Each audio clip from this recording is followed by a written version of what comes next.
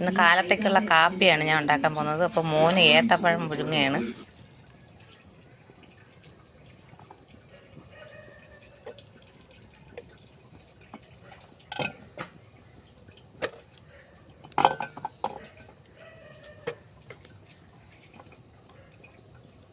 ഇനി നമുക്ക് അടച്ചു വയ്ക്കാം.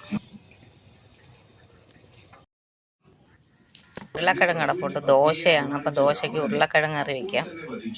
അപ്പോൾ ഉരുളക്കിഴങ്ങ് അരിഞ്ഞെടുക്കാം.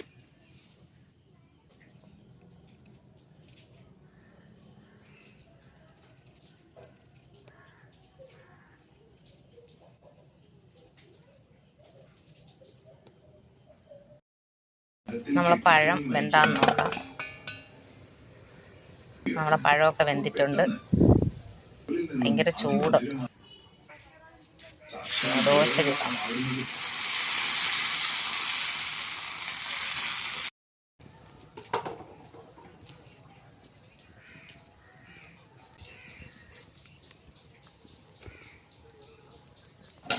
നമ്മൾ ദോശയൊക്കെ ചുട്ടെടുത്തിട്ടുണ്ട്. ഇനി നമ്മൾ കാപ്പി കുടിക്കാൻ പോവുകയാണ്.